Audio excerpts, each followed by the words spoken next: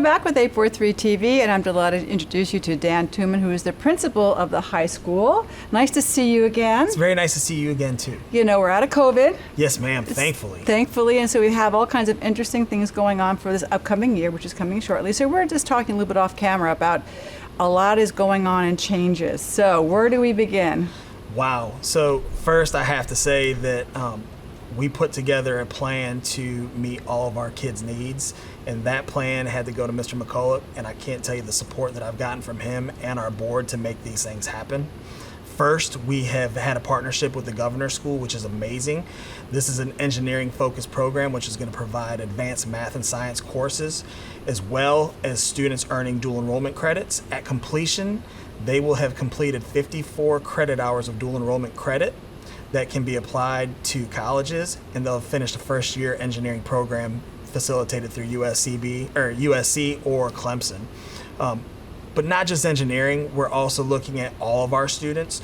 So we've also adapted AP courses this year. We have 3 that we're introducing this year, and then our 5-year plan is to introduce 2 to 3 more each year. So this year we're starting with AP Studio Art 2-dimensional, AP Human Geography, and AP US History. So that gives students across grade levels an opportunity to take this advanced course. And then lastly, we're also implementing more CTE classes because we realize there's a need for students that might not want to go to a 4-year school to have those opportunities as experiences. So right now our students can go to TCL or USCB to take CTE courses. And those are certificate courses? Or what is CTE? So career and technology courses. So if you want to go into the field of building trades, you can go to TCL or USCB and take those courses, and you can earn certification. So that way when you graduate, you can go ahead and get a job and present that to an employer or start your own business. So those are quality certificates to get.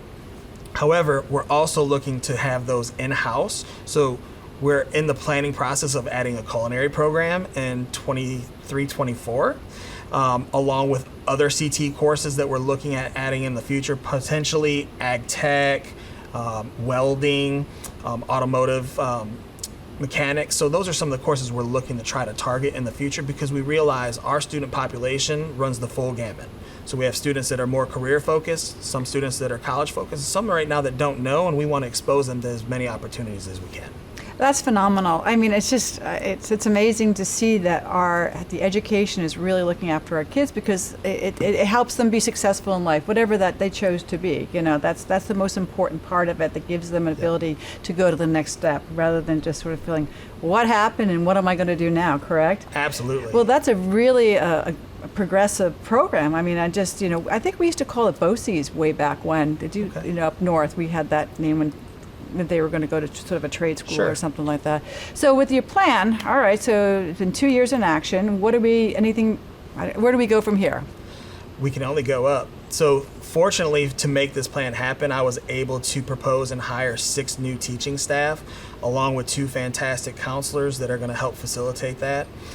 Each year, we're going to look at what our student needs are and the direction, and we do that through surveys. We ask students what courses they want, and engineering was a course that students were interested in. So we had to find a way to make that happen, and so we just did our research and had some meetings, and like I said, with the support we were able to make these programs happen. And so that's what we'll do on a year-to-year basis. We'll continue to evaluate what the student needs are and what their wants are and how can we put that in place for them. Right. So high school is 9th through 12th, right? Yes, ma'am. And we talked about there's possibly some availability for placement here still, correct? Yes. So tell us about that. We are growing, as Mr. McCulloch has said, and we established in 2013. So our high school numbers start off pretty small. We graduated 29 students last year, and we had an enrollment of 279.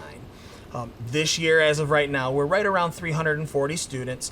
If we max out our population for this year and fill every slot, we could max out at 408, and that is a big change. So a part of that growth in student population attests to the new teachers, and so we're providing that opportunity for those kids to continue to come here. And also I want everybody to understand it's a public charter school, so this is actually free tuition. So people may think it's a private school and we can't send our kids there, right. But you can send your children there, and you just have to apply, correct? Absolutely. All you have to do is submit an application, and generally we take those applications applications, like Mr. McCulloch said, opening up December 15th, but we have spots open now. So any parents that are interested in having their children come to us, all they have to do is fill out the online application, and then our registrar will be in contact with them, and we start the process there.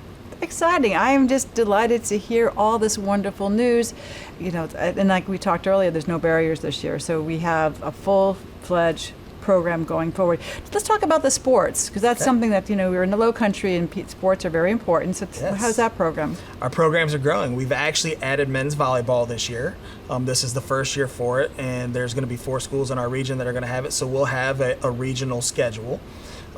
Athletically, we're competitive. Our basketball program was in the playoffs for the first time in the history last year.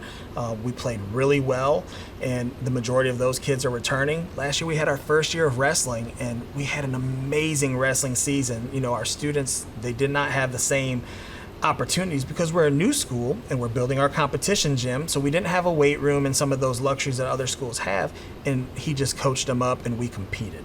The kids loved it, they were excited, and our student body came out to support all these sports. Aww. We didn't have that before, so they were buying into the school spirit and wanting to be out there and push those teams to succeed. And then our spring sports, again, super competitive with soccer and baseball and softball and golf. You know, across the board, we're looking to continue to improve and get better. And then as we get land and as we continue to grow and we get ball fields, we will then start to look to expand into possibly football and track and other areas as well. You're growing. It's exciting. You know, all those 4 campuses are now one campus, and the student bodies all together. Congratulations. Thank you so much. Wishing you a wonderful year or two. Yes, ma'am. Isn't this all exciting news for everybody? So we want to thank you for joining us. This is WHHI-TV, where communities come to speak.